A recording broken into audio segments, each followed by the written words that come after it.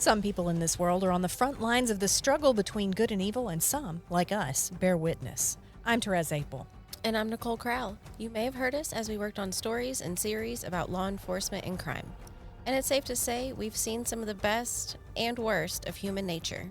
We decided there's no greater honor than bringing you the stories of the men and women who seek out the monsters, who speak for the victims, and who put the pieces together on some of the biggest Mississippi crime stories of our time. Welcome to Investigation Homicide.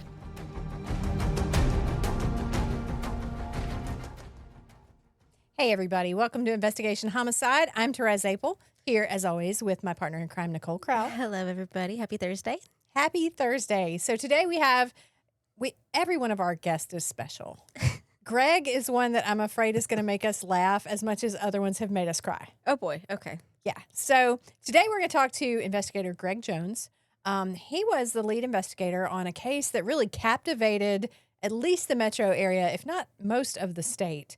It played out really kind of like a television drama, like a reality show, I think Greg said earlier. You had a radio / social media starish local star. And then you had a love triangle and a guy that had been at one point a gang member and then had changed his life and started a nonprofit to help people. And this whole thing played out just crazy. So Greg Jones is here. He's going to talk to us about that. But first, Greg, tell us about you. How did you decide to be a cop? And tell us about your career since then. Well, I guess it's something that I was born into. Yeah. Excuse me. My dad, he's been a police officer for 40 years, and I don't think the man's ever going to retire. I offered to buy him a fishing pole the other day, but he said no. He's retired twice, and he's got back into it since, and part-time in Starkville. So growing up around law enforcement, it's always been something a part of my life. I got two brothers.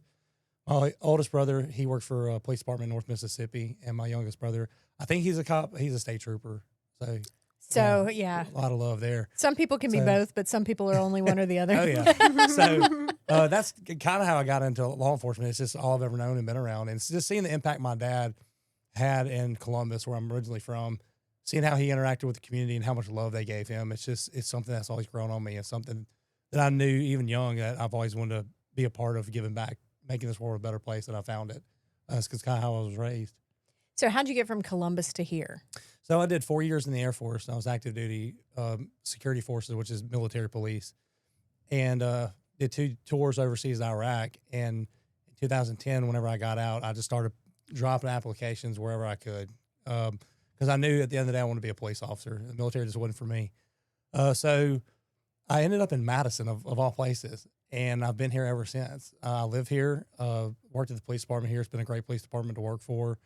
And ended up working for other agencies since then. Worked in Clinton for a little bit, and now I'm back in Pearl, where I'm currently a lieutenant with Special Operations Division there. Good. Okay, well, so actually, I should add, I will be in Columbus Monday and Tuesday and staying in Starkville. So when you said that, I was like, your dad's there? Maybe he'll be in my class. Yeah, He's not going to be in my class. They got the pilgrimage going on right now. So, yeah.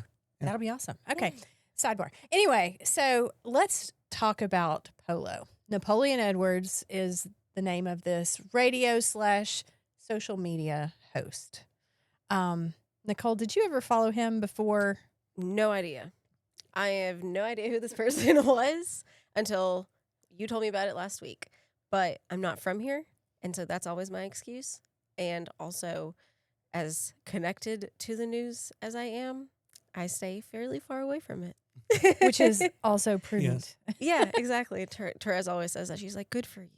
Stay over there. Stay as far away as you can. But, I mean, it was in, 2022? Mm-hmm. So 3 years ago? Yeah. Mm-hmm.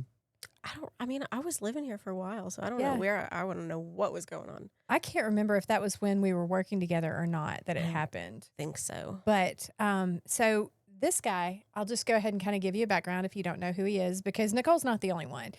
He's kind of somebody that you knew of if you follow the news, but you had to follow the local, social media chatter and some of the local radio stations too. And he was a guy that used to just kind of get on there and he called himself news, but he gave his opinions.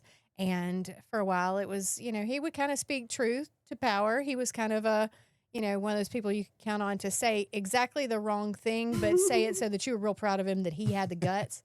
And then at some point, allegedly, he was being paid to say things about people. And the reason I know this is that it came through the grapevine that he was saying things about me and that he was being paid to say them. And I talked to a friend of ours, Anthony Fox, who you guys have seen and heard on this podcast, who is at the time was a friend of Mr. Edwards. And I said, I don't like your friend. He said this. And so Fox tells him to not do that. Well, he stops right there.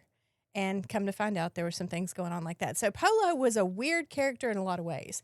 Greg, what did you know about him before all this? So, like Nicole here, I knew nothing about Polo prior to the murder. I had no clue who this guy was, which will kind of come into play later in this investigation because he was full of himself. And we'll talk about it here in a little bit.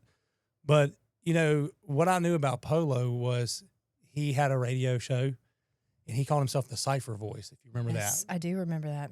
And like you said, he would call out people and say the wrong things, sometimes at the right time. And then at a lot of points, it was at the wrong time, especially whenever there was election time, stuff like that. And it was really, he was feeding his pockets too. Yeah.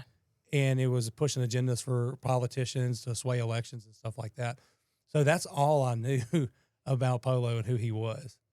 So now we knew that Polo at one point, hadn't he gotten in trouble for cyber stalking or something along those So lines? previous to the case we investigated, he did get in some trouble in Texas on some drug charges. And he did get a cyber stalking or some type of charge of that nature. But I think he ended up getting out of it somehow. So, and it went to, I think, a higher level, I think like a state Supreme Court level, if I'm not mistaken. So in a way, when we were dealing with him, he almost had this mentality that he was untouchable, that he was going to get out of this. He was better than the charge. And so he had this untouchable mentality when we were speaking to him. And as I discussed the trial, you'll see why. Well, and thank you for knowing how to do this and not telling the whole Oh, story right thank there. you. Yes. That was nice. awesome. Yeah. Yeah, I've watched a few of these.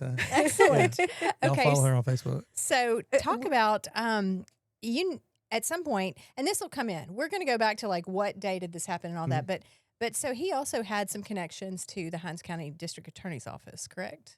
Yeah, so we learned throughout the investigation that Polo, the rumor was that he was an informant for Jody Owens, the current Right. district attorney. Right. So there were some connections there, which, again, when we start Oh, talking about this boy. investigation as it opens up, you'll see where I'll go with this. Right. Well, there's a lot of ways we can go with that. Oh boy. So you sit in and relax. Here we go. Yep. It's gonna Everybody be a fun buckle ride. up, strap in. Yep. Let's Here go. we go. So the day comes that I believe, if I remember correctly, it just comes out over the radio. There's been a shooting in Clinton. Take it from there. So May 1st, 2022, my baby's birthday. Good day. Oh, Yes.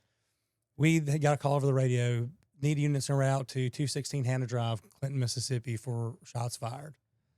If you're familiar with Clinton, Mississippi, that's not very often. It's not very often we get a shooting over there. Now, don't get me wrong, we're in Hinds County, so stuff does happen over there, but nothing of that caliber, and it's few far and in between.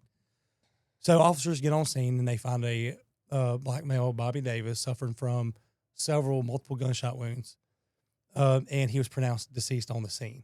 So this was at the house of Shadow Robinson.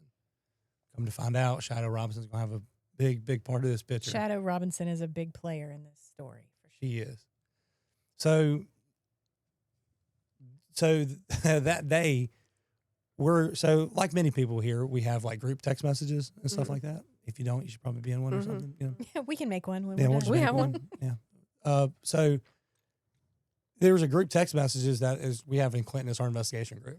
So Anthony Fox, one of my good friends, I love Anthony, Fox Strong Baby. That's right. Yeah, I hope you're watching Fox. Make you What's the proud. name of the group chat? It says just investigations. It's nothing special. Oh. Yeah, nothing cool. Every time they change it, every time I want to change it. But, yeah. So we put in the group that there was a shooting, and there was some miscommunication that Polo had been the victim. Mm. So Fox calls Polo Yeah. on the telephone. And Polo, in Polo fashion, nah, man, I'm on the road, man. I'm good. Ain't me, you know. So, you know, at that point, we thought he was the victim. Well, come to find out, he was our actual suspect. Mm-hmm. So they get on scene, and I wasn't there that day. I was celebrating my daughter's birthday. So they get on scene, speak with Shadow Robinson, try to get her into the police department. However, she's got what a lot of people probably should have, and she has an attorney. Right. You know, Shadow Already. already has an attorney because Shadow has been previously convicted of, guess what? Murder. Oh, wow. She is a convicted felon for homicide where she shot and killed her boyfriend in Ridgeland, Mississippi. Shut up. Swear. How long before that? It was been some years because she did some time. So according to her, Okay. she was pregnant, I believe, and was abusive relation. At the end of the day, someone got shot and killed because of Shadow Robinson. Right. So there's history there of her having this propensity to violence. And even if that had been a situation where, say, it was self-defense or something of that nature, still to be opening a case where you have a homicide and see that on her record is something that's noteworthy. It's something that's absolutely noteworthy because you got to approach a murder investigation from all angles. And it's something you can't just jump to conclusions about. It's something you have to let the facts take you where they take you. So whenever we found out that Polo was our murder suspect, this is when I come into the picture. On May the 2nd, 22, I walk into the police department, and there's Anthony Fox, big old head, standing there in the hallway, and he's got Mr. William Edwards on speakerphone, and he just called him. Yeah. And they're arranging for Mr. Edwards, Polo, to turn himself in. So he's like, okay, man, I'll be up there 4 o'clock today with my attorney. I'll turn myself in. It's not me. You got the wrong guy. I didn't do nothing.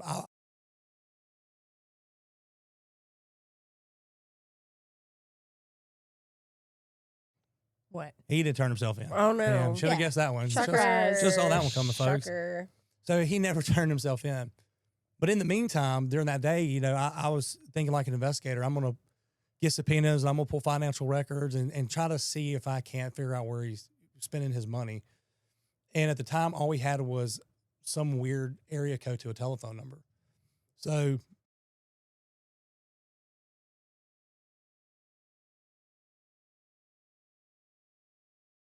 Comcast account, like a landline number.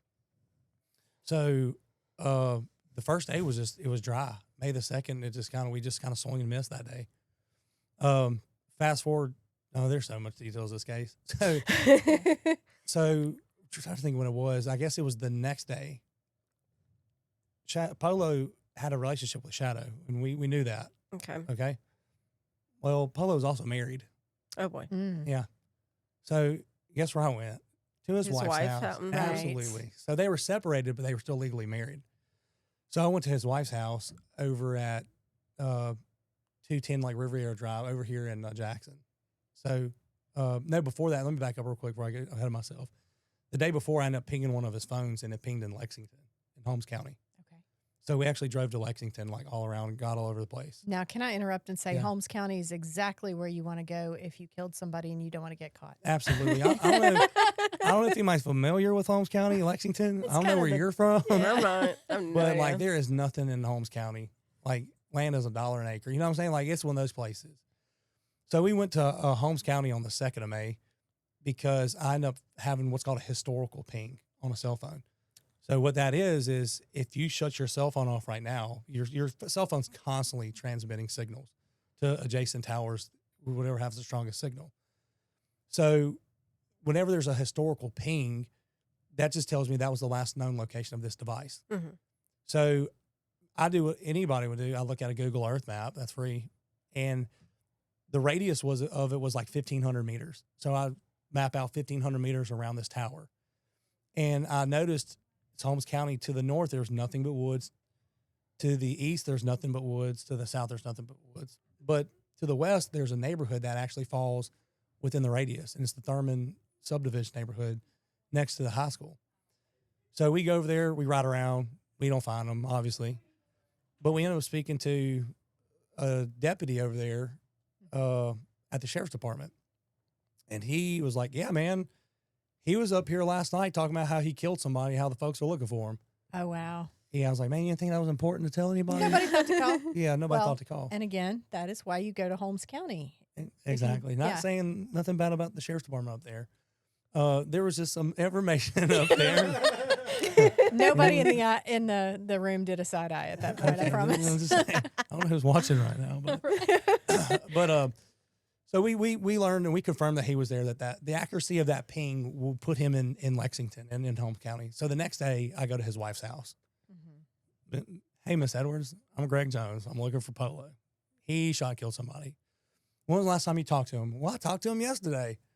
So I'm like, okay, well, what's the number you have for him? She said, well, he actually FaceTimed the kids. So my brain, I'm not a smart guy, y'all. Sometimes I think either I'm a good investigator or I'm just lucky. I go with the second one. Like, I'm just pure luck on this case. You know what I'm saying? Like, there's no way. I don't know how to figure this out. So I'm like, wait a minute. Like, he FaceTimed. Like, you know, I've done some stuff, you know, on Text Now apps. You can't FaceTime really from Text Now. So in order to FaceTime, you have to have cell phone data. Like, you have to have that or a Wi-Fi connection. Wi-Fi, right. Like, you have to have it. So I'm either going to get a IP address or I'm going to have a good number. So I just put that in my little filing cabinet in the back of my head, which ain't very big. So Sam Brown, I don't know if you know Sam Brown with JPD. Yeah. He's actually the neighbor to the wife. So he came down there with me. And come to find out, let me tell you how God works, y'all. Sam Brown actually owns a house in the neighborhood that Polo was seen the night before. That's crazy. He's from that neighborhood. He's from Holmes County. He's from Lexington. Oh, boy. So he starts making phone calls. And he confirmed and got a name of a witness that saw him there in a Ford F-450 pickup truck, which matches the description of what Shadow Robinson provided us the day of the murder. So now we're kind of getting somewhere with this. So she gives me a number, and I'm like, well, where are the kids at? Can I talk to them? She's like, nah, man, they're down there at his apartment on West Street or wherever it was in Jackson, where the Iron Horse is. Yeah. They're actually packing up his stuff right now because he got evicted. He's been evicted, but now, you know, I mean, he's not under arrest at this Now he's running point. from the cops. So like he's on the run. We can't find him. The kids are cleaning out his apartment. So I'm like, hey, we have to preserve whatever evidence we have in this case. So I immediately get a search warrant, apply for a search warrant, and we do a search warrant at that residence. We're assisted by Hinds County Sheriff's Department, Tyree Jones, much love. Yes, absolutely. Much love. So we're assisted by the Sheriff's Department of Hinds County. We go over there and, you know, due to the circumstances, we knocked on the door, but I think we ended up having to force entry and just doing a call out. It's just I'm a SWAT guy, so it's a tactical thing. Hey, whoever's in here, come on out. So it was his son. I don't even remember his name. It was like more than 7 syllables, so I can't remember it. So it was his son. Yeah, that was a good one. Yeah. So it was his son, and I think it was his 2 daughters there. Yeah. And talking to the son, his son's a convicted felon. So, hey, man, when was the last time you talked to your dad? He lied and lied and lied. I'm like, let me see your cell phone. Can I see your cell phone? The number I got from the wife, that number was in that phone. Right. Like the last person he talked to. Mm-hmm. So I was like, hey, man, this is going to work one or two ways. There's ammunition in this house that we found, 9mm. We found a 9mm case, and the murder weapon was a 9mm because we found several 9mm shell casings on scene. So we told him, hey, kid, you're a convicted felon. By federal law, it's illegal for you to be around ammunition. So you're fixing to go to jail or you can start talking. Well, Mr. Jones, I talked to my dad this morning. Right. He didn't sound like that. I don't even know why I did that. But You like to do voices. I like to do voices. Yes. So he talked to him that that was a good number for him.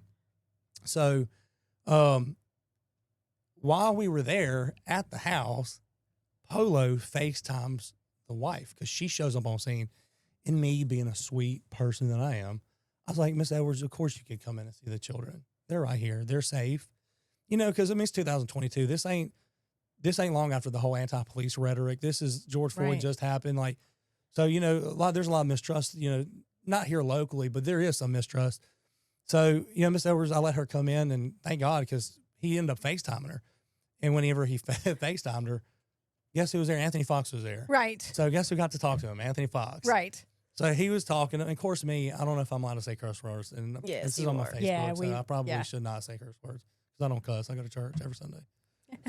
I do both. Yeah. But Polo was on FaceTime, and you just got to imagine the picture. Like if you're on FaceTime, you're looking at Anthony Fox, and then my head is in the background like a little like Jack in the Box. I'm like, hey, Polo. And he's like, man, who's that? So I like snatch the phone. Yeah. Like, hey, man, I'm the one that's going to put you in prison. He's like, man, get off my effing phone. I was like, look, man, where are you at? I'm going to turn myself in. I said, Polo, let me tell you something. You already told us that. I said, I know where you're at, and before 4, and y'all just talking crap. Like, I'm telling you, I was talking crap. I said, before 4 o'clock today, you're going to be in handcuffs. I said, there's a lot of state troopers between Louisiana and Mississippi. Like, I'm just like, I bluffed. Yeah. I ain't gonna lie to y'all, I just bluffed. Well, as soon as I walked out of the house, I remembered the phone number that the son had FaceTime his dad on and the mother. So I'm like, I know that's got to be a good number. So I end up going up on that phone. What I mean by going up is I'm pinging the phone. I called the company. Hey, I got a murder suspect I'm looking for. It's a danger to the public. We need this guy ASAP. So they start giving me geographical locations, GPS coordinates of this guy. Well, and let me add during this that while all this is going on, of course, the rest of the world who's not a bunch of cops, we're just like, where is he? Oh, God. So this radio host, who is this controversial figure, has killed someone. All we know is like he shot some dude. We don't know why. We're kind of hearing that maybe it was a love triangle, but as far as what the actual world knows, it's literally nothing except Polo's out there killing folks. Mm-hmm. And it doesn't help his case that on April the 30th, which was the day before the murder, he got on Facebook and Instagram in his Polo fashion and put a story on his Facebook that said, God, don't forgive me, forgive the ones I'm about to send to you. Or something of that nature. No. So, yeah. Yeah. So, if, like, hello, if that didn't scream, I done it, what doesn't. So that helped the case. So I end up going up on his phone and I start getting accurate. And we had discovered another phone for Polo. Polo had like 6 phones. Like, when I tell you, like, this dude had more phones than Kevin Gates. Like, he had more phones than Gates. You know what I'm saying? Like, more than one for the plug and one for the load. So, oh my God. So, right, I'm a dope cop, so I went there with that. So one of the phones I went up on was a Verizon telephone number, and it gave me a better location than AT&T. But it was also a dead phone, like it was inactive. They told me that. Well, it was just shut off. It was shut off on whatever day it was. Excuse me. Well, it had pinged on Lafreniere Place, which is in Place, Louisiana, which is outside of New Orleans. And it was like 1 mile from Interstate 10. So I'm like, he's in Louisiana. I don't know how I guessed that when I was talking crap to him. Yeah. He's in Louisiana. So then I go up on the second phone and we start getting active pings and the meters of certainty. So when I say meters of certainty, that's like the probability of it being within this radius. So if it's a meters of certainty of 1,000 meters, that's pretty large. When it's a meters of certainty of like 10 meters, that means that this is a very active phone and he's either stationary or he's moving. Yeah. Well, we put him in the French Quarter. What better place to go if you kill somebody than to go to the Big Easy, baby? I'm saying. So he's, you never kill nobody, so you wouldn't know. Well, you already tried Holmes County. Yeah, And Holmes it's County, yeah. It was too boring, so we're going to go to the Big Easy. Right. So he was down in New Orleans. Well, I know you know John. Yes. God, JJ, that man knows everybody in the world. Literally. Like, I saw him like twice last week, just randomly. Yeah. One's on the side of the He's road. everywhere. One's eating somewhere. I was like, I mean, yeah, he everywhere. knows everybody. If he was around during biblical times, he would knew that Jesus was coming back before that. You know what I'm saying? Right. He knows everybody.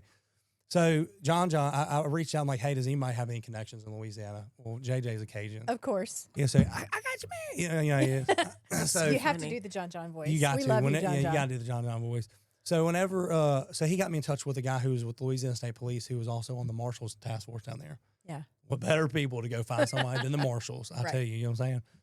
So they gave him, I gave him everything, the vehicle description. Hey man, the last clothing he was supposed to be in was a white pants and a black T-shirt.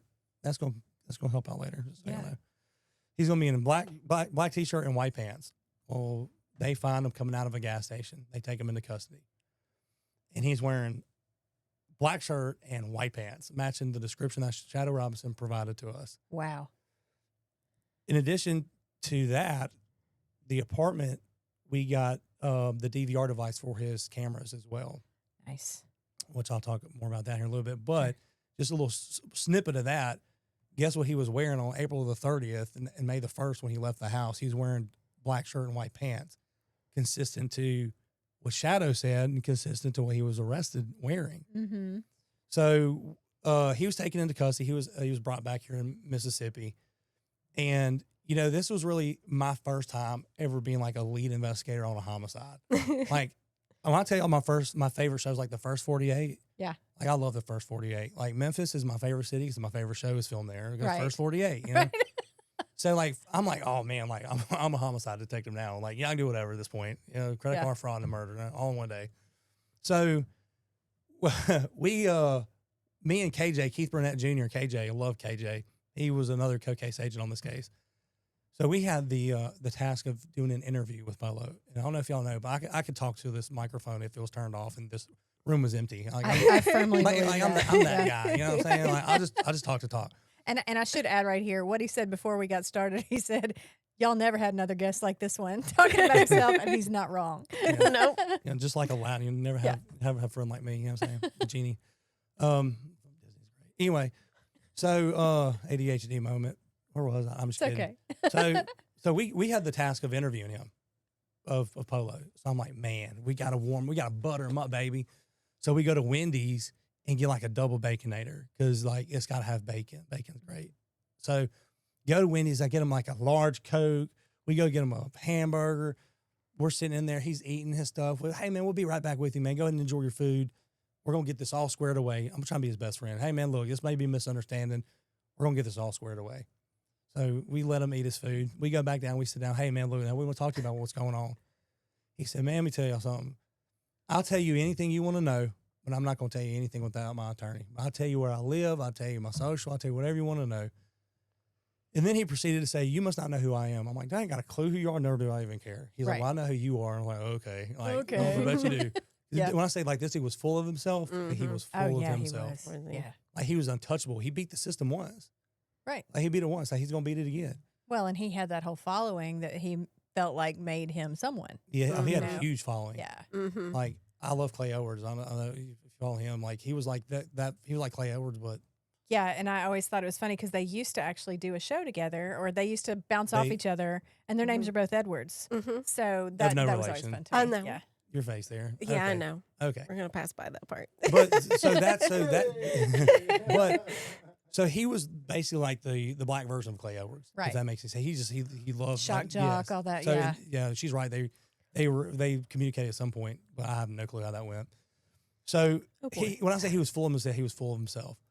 So we get him locked up. He's in jail. He's, Tyree Jones came down his row, put him in the county jail. He went to Madison County. Go sit down, son.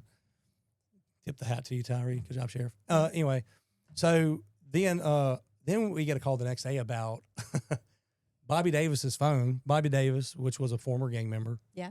He got out of prison. He wanted to do the right thing. He saw a need for a mentorship in the city of Jackson for troubled youth. Hmm. And that's really what he spent his time doing, was trying to better the men of Jackson, especially the young men of Jackson, the young teenagers and stuff like that. Because, I mean, it's no surprise on this show or anywhere else that Jackson has a crime problem, and a lot of it is a juvenile problem. Mm-hmm. So he tried to step up and be like a mentor to youth. Mm-hmm. Bobby Davis did.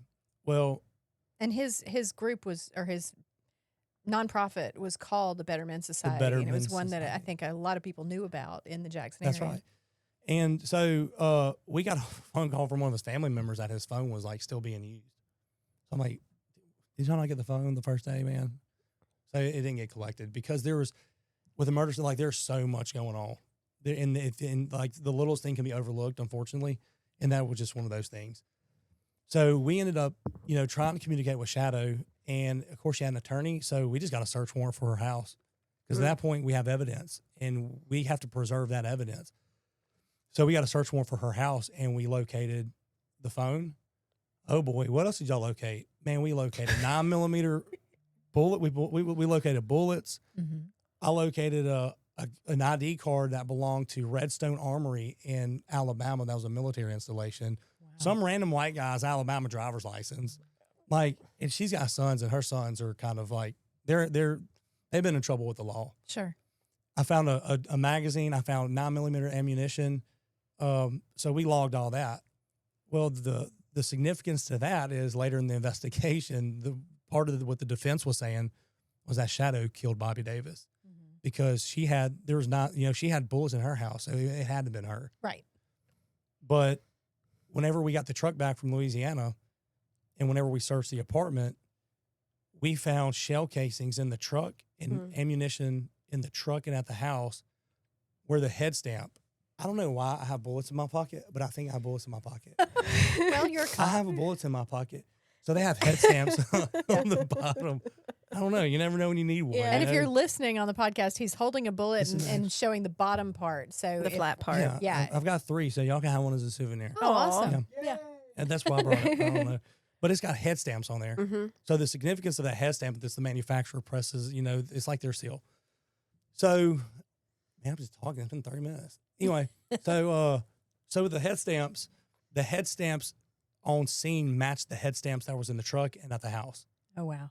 So, we had a lot of circumstantial evidence in this case. So we felt like, through the investigation, having the head stamps that matched the truck, the murder scene, the apartment complex, we had that tied them to it. We had the vehicle description from the eyewitness. We have an eyewitness who saw him shoot him in cold blood, stand over the body and said, "Got you, MFer," put the gun in his pants and walk away. We saw this. Yeah. I got an autopsy report, and according to the medical examiner, I said, what I want to know, because I knew the defense was going to blame Shadow. Yeah.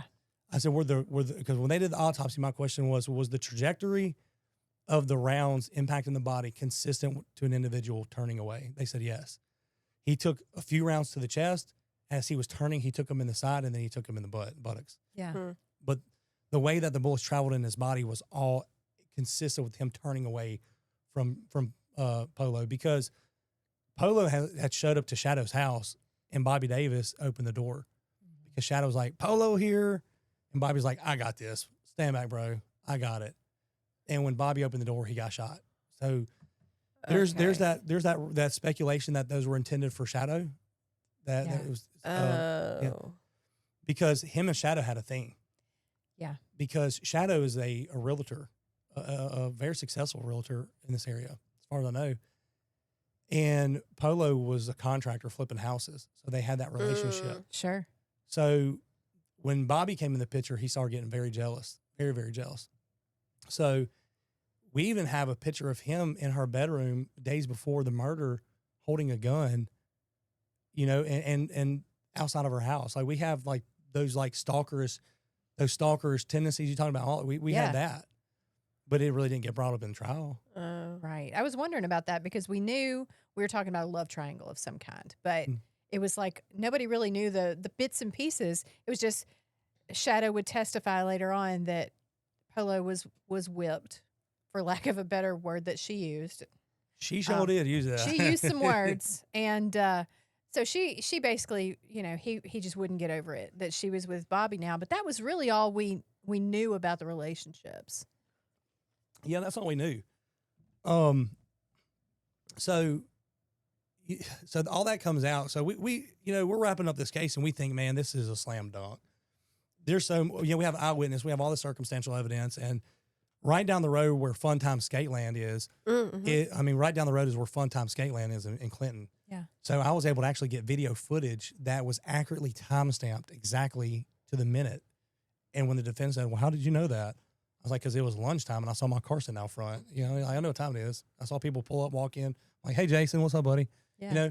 So I knew that the time was right. Well, the murder happens at 5:11 p.m., and I think at 5:13, black truck comes driving right across, going eastbound on Highway 80. Black truck, Ford F-450, registered to the Pastor Pickett. Yes. Dwayne Pickett is who that truck was registered to. Had a chance to interview Dwayne Pickett as well, and I talked to him in the interview room, and I was like, when I asked him if he talked to Polo, he's like, "Yeah, I talked to him on the phone." This is when he was in Louisiana. I was with Jody Owens whenever I talked to him, and we talked with him and Jody about turning himself in. And that just raised that other red flag when I heard about him being an informant. Because, it's no secret what's going on with the district attorney of Hinds County right now. Right. And you hear the rumors, and I mean, I got no bad blood with Jody. I testified on behalf of the state for them. But I was just like, man, that's weird stuff. I mean, when I told Tom Fortin, I meant it. When we investigated everyone in that case, I investigated everyone from the district attorney of Hinds County to the pastor of a church to Shadow Robinson to her kids. And come to find out, her kids actually pickpocketed someone at Six Flags. That's why they had the Alabama driver's license. So when I tell you we dug as hard as we could, we dug. Well, and let me do an aside right quick for those people that are listening that maybe aren't from this area. Currently, our district attorney is under indictment by the feds, by the FBI, for taking bribes and facilitating some bribes in return for their real estate deals in many cases. But one of the things he said at one point, allegedly in the court documents, it says that he said, "I'm a whole DA. I prosecute who I want." Essentially, I'm paraphrasing there. So that was something that we were all very interested in. Also, it came into play in the Anthony Fox trial. Some of the stuff that was behind the scenes was that Polo was sending Fox screenshots of conversations he had had with the DA, where the DA was talking before an indictment was served about how he was going to indict Anthony Fox and the other two co-defendants in that case, Desmond Barney and Lincoln Lampley. So this whole thing is very interwoven if you follow any of these I was going to major say, I need a cases. board, one of those boards with the red strings on it with all the pictures connected to each other. That's what we need right now. Exactly. I mean, we have bullets in our pocket, a board. Like, what else could we ask for? This is What a podcast heaven. podcast, I right? know, right? So, so knowing that about, Jody Owens, the district attorney, and Polo, like they work together. And when the pastor told me that, I was like, word on the street is you a dirty pastor. That's a straight said that. Yeah. And he's like, I ain't got a dirty bone in my body. I was like, okay, whatever. So you take it for face value. So, so when I say we investigated everyone, we investigated everybody, and everything circumstantially pointed to Polo. I was able to get search warrants for the cell phone providers of the numbers the 3 active numbers he was using before, during, and after the murder. I was able to get those telephone numbers, and I was able to get his historical data off his phone. Your phone is a machine. It can tell me anything you do and anywhere you go. It can tell me what you did last week, a month ago. As long as I got a warrant, I can get it. So I got a search warrant for his historical call data, and whenever I did, old dirty pastor. Oh yeah, there you go. So whenever we got that information from the cell phone showing where these phones had pinged, it put him in Clinton, Mississippi on May the 1st, 2022, within a half a mile of the murder scene. Okay. The closest tower was on Highway 80 where the Nick's restaurant is.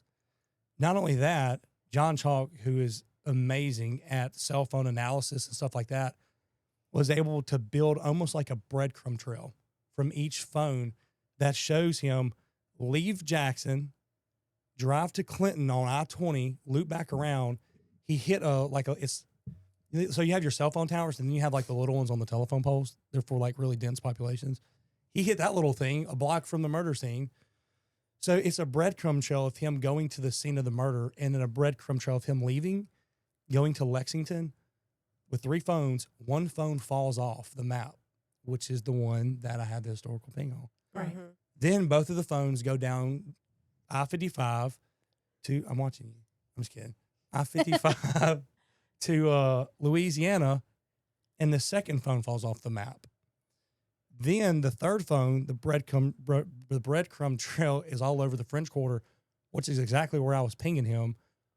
And when he was arrested with the phone that I was actively pinging in his pocket. And all 3 of those phones were located in his possession at the time of his arrest. Right. Circumstantially, when I say everything pointed to this man in this case, everything pointed to this man in this case. At what point Right. does it cross from circumstantial to? So not? Circumstantial is just, it's You need DNA or something? so no, that's more direct evidence. I Right. can directly link you. Circumstantial Right. it's facts and circumstances that would really lead a reasonable person to believe you committed a crime. Basically, like circumstantial evidence is, like the shell casings, like the cell phone pings. I can't physically put you there, but items you possessed can put you there. Items that were in your pocket, items that were in your phone, they can put you there. So did y'all still go forward with the trial based on this circumstantial evidence? Absolutely. Or did you? Okay. I feel like we were confident. All right. Well, they also had an eyewitness. And we had Okay, an and you had eyewitness. yeah. So Well, you had all this stuff. So let's talk about the trial. Yeah. Let's talk about the trial. I think that's the thing everybody's waiting on because it did get so strange in there, for It lack is. of a better word. But it would be so unfair for me not to discuss the facts before I discuss the trial because Sure. So in the trial, whenever we had the trial, he was represented by Tom Fortner. Is a great attorney. He is a He's fantastic very good attorney. So the job of a defense attorney, if you don't know, is to create doubt in the minds of jurors. Mm. That's all they have to do. because you have to have a unanimous, decision to convict somebody. So his job is literally to create that. So they had like some weird curly headed dude talking about cell phones. I got lost. I don't know what you're talking about. And then Tom Fortner. And Tom Fortner came at me every angle possible, and it just, when there's facts that strong, you can't diverge from the facts. Mm-hmm. Even the DA was like, man, how'd you know that? How'd you do so well? I'm like, I didn't. I just knew the facts of the case. Mm-hmm. And when you stick to the truth always outshines the dark. Always. Truth always comes to light. Always. No matter what you do, it's always going to come to light. So during the trial, Shadow Robinson is a witness here. So this is where the affair really gets exposed. And this is where their relationship really gets exposed. And this is where I should add, I want you guys to all picture the judge, who is just a fabulous person. Her face was, as she was doing this during the testimony, she was rubbing her forehead and like putting her head in her hands during the testimony, because it definitely became detailed. So Shadow Robinson talked from everything on the stand, under oath, court reporter and everything, talking about her WAP. Oh yeah, Cardi B WAP, baby girl. Yeah, you know what I'm saying? that She- word. I didn't Yeah, know come where on, that was Sean. going. So she Yes. was talking about her WAP on the stand. She was talking about how good she was on the stand. She was talking about the size of Polo's thing on the Business, stand. yes. Because the defense was that if he shot and killed somebody, would it not be possible that he burned his, I'm going to say it. Himself in his pants. Did he yeah. not burn himself because the barrel was so hot? When And he's she stuck in the said, pants. it ain't that big, is what she said on the stand. Then there came a point in there came a point in her testimony where Shadow was cross-examined by Tom Fortner, and he got her worked up, and complete outburst on the stand, slamming her hands, cussing. You could have killed my and it dang near caused a mistrial. It almost caused a mistrial. And what didn't help the situation was there was a lot of jail phone calls between Polo and Shadow before the trial even started. Okay. So we believe that she was trying to throw the trial. So, the testimony, then, we went round and round with the defense. But one thing that they kept missing, and I kept telling the district attorney's office, I said, you're going to lose this case because we're so focused on the relationship that they had that we're overlooking the exact facts of this case. Right. There's one piece of crucial evidence that we have that you are not presenting in this case. I was like, we have to put a gun in his hand. If the job of the defense is to put doubt in the jury of the mind, why is the prosecution not always also trying to do the same thing? Right. And the response was, well, I've never even thought about it that way. So I said, we have a video on April the 30th, 2022, him leaving his apartment holding a gun in his hand. We have video of Shadow Robinson, him getting into a fight in the hallway and her pulling out the gun and throwing it down the hallway. Mm-hmm. So, so I said, you're missing the gun in this case. We got to put a smoking gun in his hand to convict him. Jury deliberated. They came back, and you can guess it, guilty. No, I'm just kidding. It was actually it was a hung jury. It was a hung jury. So what that means, what a hung jury is, not everybody agreed that he's guilty of this crime. So what does that mean? We have to retry it, or the district attorney's office has to decline to prosecute the case. Right. I mean, we're talking about the loss of a life, so hopefully we're not talking about declining to prosecute a case. So we decided to do a retrial. Last year, we do a retrial. And this time, William Polo Edwards, apparently while he was in prison, went to law school on the internet or something. I don't know. Oh, boy. Right? So he's representing himself this time. Yep. He is his own lawyer this time. Yep. So the other long-haired attorney with him, I thought it was Tom Fortner. I don't know. It's just some long-haired attorney. So if whoever you are, I'm sorry if you're a listener. So whenever we went to trial again, Polo is the guy who has to have the last word, who has to be the smartest man in the room, and he wants you to know it. He wants you to know that he knows more than you and he's smarter than you when you leave there. I have the same mentality. So I cannot imagine. Right. So it was like tit for tat. So we went round and round. And when I tell y'all, the worst decision that man made was to represent himself because he made himself look like a fool. He gave me so much ammunition and doors to walk through when I tell you I buried him with his own testimony. Yeah. He was buried because he was like, Officer Jones, now is it true, about these cell phones, You can't say who they belong. You can't physically put those cell phones on me, because I started testifying that morning, and like life is a game. Let's just be real. Mhm. It's like I can look at you and psychologically, like what I mean, like I can affect people. You know what I mean? Mm-hmm. So when we came back from lunch, we had a stare off, and in the back of my head, I'm like, okay, you don't break contact. You gotta win this stare off. This is like God. kindergarten, though. This is Like staring kindergarten. It's a contest. staring I'm gonna contest. win. I know Yeah. that sounds stupid. No, to the people listening, when I tell you, like psychologically, it's a game. I have done this before. So like actually, it's a yeah. stare off between me and Polo Edwards in the courtroom after lunch. And when he breaks contact, I was like, I got you, dude. I got you. So then in the testimony, when he was cross-examining, he kept referring to himself as the suspect. Oh no. He was like, but you can't put, you can't put those phones on me. I mean, you can't physically put those phones in somebody's hands. And I just look at the jury, because part of testifying where officers go wrong is they answer questions yes and no. Yeah. And I hate that. Yeah, that's very true. Because yeah. I can ask you a series of questions, and based off a yes or no response, I can form that to how I want Yeah. people to believe that.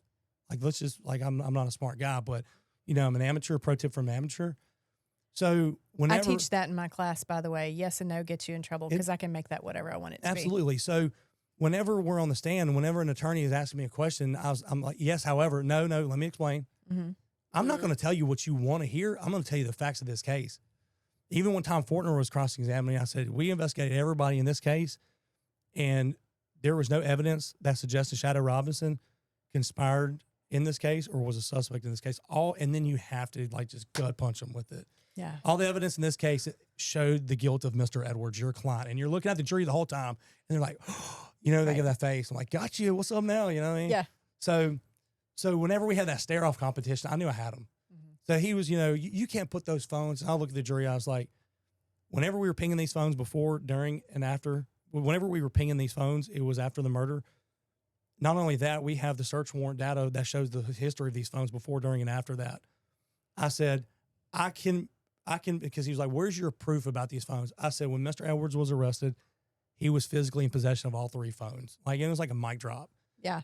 Well, the real big hammer is, thank God they listened to me, the district attorney's office. I was able to utilize ROCIC, which is a regional organized, it's a big crime thing out in Nashville in our region. Yeah. And they're like criminal analysis. Like, they can blow up pictures, they can put a rock with a camera in it. Who knew rocks had cameras? But they can do all these weird things.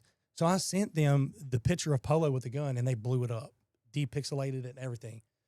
So I couldn't, court's weird. So you can't say certain things in court. Mm-hmm. Like, well, he's holding a gun, because they tried everything they could to suppress that. And so it was like, Officer Jones, what does it appear to be? So I'm just like, straight up, it's a gun. So now, whether that gets objected or not, the jury just heard it. Right. The jury can see what I see. Right. Anybody can see, oh, that's a gun. Yeah, it's a gun. I mean, duh. Not, oh, it appears to be. No, it's a gun. Right. You can Right. object all day if you want to. It's a gun. So having that good, crucial piece of evidence, along with the other testimony, and I will say the state did a great job on the second trial. They didn't really focus on the relationship of Shadow Robinson and him, because I'm telling you, it was nasty between him and her. Yeah. He was stalking her. He was sending pictures of himself to her. God, man, I've seen that man. Ugh. Yeah. Anyway, so I mean, it was just a nasty relationship, and it was such a jealousy-fueled relationship that led to the murder of Bobby Davis. And luckily, the motive in that case and that whole reality TV show, because I mean, we're talking about Jackson, Mississippi, we're on the Oprah Winfrey Network for Bell Collective, everything's reality around here. You know what I'm saying? Right. So that whole reality thing, but they really did a good job the second round not entertaining it at that time. And ultimately he was found guilty on not only on murder, first degree murder, but we actually found him guilty on possession of a firearm by a convicted felon as well. So he actually got 2 felony convictions as a result of this, and now is serving a life sentence. Yep. Now, before we go any farther, we've got about 10 minutes, because Greg's got to do something with his daughter. Mm-hmm. She has a So choir concert. yeah, so if you have a question, go ahead and get it in the comments. If you don't, I think he's covered a lot. Greg, you are so popular. I know. Look, Amanda. Hey, Amanda, love you. Therese, love you too. Yeah. Lindsay, love you too. Hey, Josh. Hey, You're Greg. not good. Yeah. Fox was in there at some I point. love Fox. Yeah. Miller's in there. Bunch of them. Oh, dirty pasta. Yeah, man. If y'all Went to have the any police questions, academy with throw it in there. Greg. We love Greg. Kevin Gates. Whole lot of Greg. Kevin Gates was Yeah, that's the analogy. Teriyaki That was Williams. He's in canon. good. So, okay. Do you have any questions? Send it. I mean, Let's besides go. all of them. So, at what point did you know that he was guilty? That's a really good question. I never really assumed he was guilty in the beginning of it. So, again, with a murder investigation, any investigation, you have to let the facts take you. You have strong bias because of the evidence that's starting to be presented. But as the case continued, whenever I started packaging it on packaging this gift box to give to the DA, there was no doubt in my mind he was innocent. So I knew at the conclusion of my investigation, when I have exhausted every option with cell phone warrants, provider warrants, ping, geographical location data, the truck, the interviews, I had no question in my mind that he was innocent of this murder. Guilty. Guilty of this murder. So he was 100%. So he was not innocent of this murder. He was absolutely guilty. And I guarantee you, here in the near future, people out there in the social media world, you're going to see an appeal from William Edwards to the Court of Appeals of the state of Mississippi. Watch what I tell y'all. It's recorded here on today's date. It's coming because he feels like he's untouchable. Yeah. He feels like he's untouchable. I have worked a case, a guy named Corey Godbolt that killed 8 people in Lincoln County. And he was the same kind of thing when he thought he was untouchable. And he didn't defend himself, but he made sure that while he didn't get on the stand during the closing arguments, he made his attorneys let him talk because at that point he couldn't be cross-examined. And since then he's fought multiple times. He's had all these different people talking about how it was not him that did it. But meanwhile, there are witnesses in 3 different scenes where he killed 8 different people. And that whole mindset is beyond me. I don't understand what it is that makes someone like Polo or like Godbolt or whatever think that they're going to be able to at some point outsmart everyone, unless it's just because they've been surrounded by dumb people their whole life. That's how I felt. I'm just kidding. It's interesting that you brought that up because so whenever in his sentencing, I went to the sentencing and I would say one of the most rewarding things that I got to do in that entire case was give the mother of Bobby Davis a hug and give the family. That was probably the most rewarding thing is I could give that family some closure. And what the most sickening thing of all of that was when William Edwards got up to give his final, as he was sentenced, he got to have a final statement or something. I don't even know what it's called. And he showed no remorse and instead slandered the family and basically said that the truth would be set free and compared himself to Jesus even. Godbolt did that too. This man compared himself to Jesus. Right. And during the trial. So so just piggyback on what you said is so interesting because it's crazy what a little bit of popularity and a little bit of power can do for somebody. Right. Because once you get on a platform, it goes to your head and now you become so untouchable in your own mind where you start getting reckless. And ultimately, that's what defeated Polo. Right. And I want to add this too. And I feel like I owe the family of Bobby Davis an apology. Because generally I'm one of those people when I talk about the suspects and in the Brookhaven case that I mentioned, when I write stories about that case now, I just say the convicted, the convict or the convicted suspect, or I use words like that. I try not to say Godbolt's name.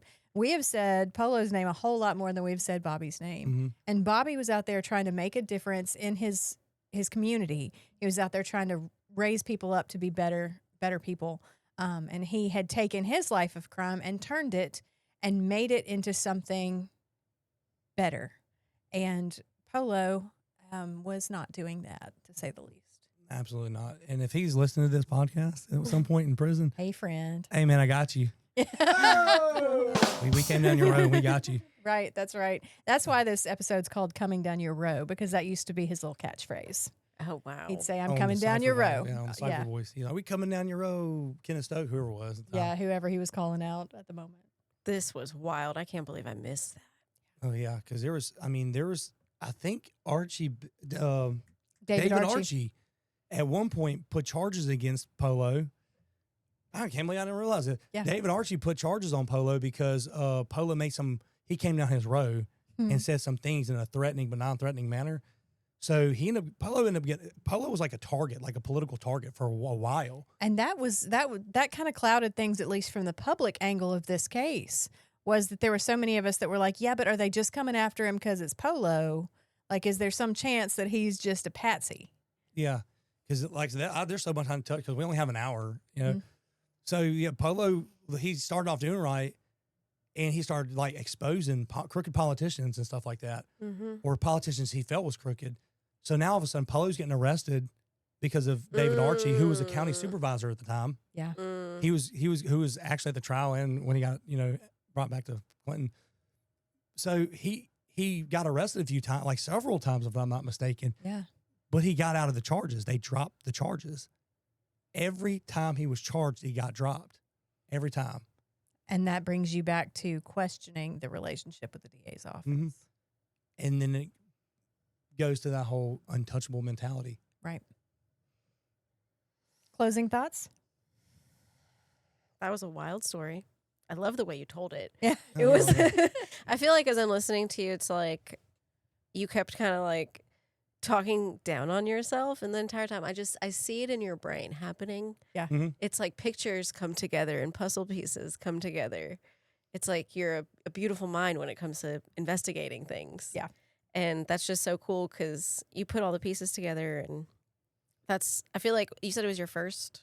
Yeah, that was my first Your homicide investigating as like lead detective. And the guys in Clinton, I'm sure you Right. know Fox. Yeah. I mean, God gave me a good crew there. Yeah. I mean, those guys were amazing. My Yeah. major shout out to, Amanda. And Amanda was on y'all show. Yeah. Yeah. Last You know, week. she was Yep. there. I mean, having them there, it was a team effort. Yeah, 100%. for sure. Did that make the rest of like everything afterwards? Are you grateful that it's not as crazy as that, or are you like, damn, that's kind of first one, and it was. I used to kind of take it for face value. You know what I mean? Yeah. So like, I wish it was like the smoking gun, but I'm really fortunate and grateful for the way it played out Yeah. because it challenged me in ways that I did not think that I was capable of, if that really even makes any sense. Mm-hmm. And because I've been a cop 16, 17 years now. So, it gave me a chance to really, show the world and show my chief and the department and like, hey, I got this. And so it boosts my confidence a lot. And, it was just, I'm glad it went the way it did, even with the first mistrial, because it made me want it that much more. Yeah. And you'll never chase anything as hard as something you want, as bad as you want. So like at the end of the day, I was like, you did it. I know you did it. I put the case together. I know you did it. And I'm not going to give up until you're behind bars. So I got you. And as an investigative reporter, I know that same feeling when you have that aha moment. You're like, I just put the pieces where they need to be to make this a real thing. And I know that with you guys, I mean, that was one of those things, especially when you throw in the popularity of the suspect. You had to get it right. You were under scrutiny. Everybody's watching. Absolutely. Because even the investigation was a reality TV show. Mm-hmm. Even, oh my God, the trial, the comments were my favorite. It was nuts. I screenshot them. I wish I could find them. We're going on out of time. We can post them in the comments if there's like, screenshots. the comments during the trial was like the funniest things. Yeah. Like it was like comedy hour. It was like, dude, they told me on my comments, like, this is the kid that took names when the teacher walked out of the classroom. Like he had a suit laid out the night before. Yeah. Like one person, like, if I see this detective show up, I'm gonna turn myself in. Like, Yeah. it was amusing, So That's it awesome. was very I interesting. love it. Well, Greg, thank Very you for good. coming. Yeah, thank y'all. Do you Thank have you. any closing? I would like, you said is it your daughter's birthday on May 1st? On May the 1st. Yes. Look into this camera right here and tell her happy birthday. Scarlett, I love you, baby girl. Happy birthday, and I'll be there here in just a minute. Yeah. Yay. All right. Well, so guys, thank y'all for joining us. You can follow us on TikTok, Instagram, Facebook. You can tune in live every Thursday at 5 o'clock. I'm going to be out of town next week. Yep. So I think Ooh. Amanda's going to be here, though. I'm pretty sure Yay. Amanda's going to join us. Maybe, next week. hopefully, if she can make it. If not, then I'll be back the week after. But thank you guys for joining us today. We really appreciate it. Thank you, Greg, for joining us today. Thank you, Daniel, with Audio Alchemy Productions, for this wonderful podcast. I get so many compliments all the time about the production quality, the sound quality, and the video quality. Amanda said yes, she'll be here. Yes, good. Amanda will be here. Thank you everybody for tuning in today. Well, you guys did awesome. You were very popular. Hey, man. Again, I'm glad. we're watching those numbers go up, and I'm like, yay! Everybody loves you. Yeah, I appreciate everybody watching. We're going to have Greg back one day. Yeah, for sure. We got stories for days. Y'all just pick a day. Well, good. So clear your Thursdays. All right, guys. Thank y'all so much for being here, and we will be back next week, same time, same place. Thanks for watching Investigation Homicide. Bye.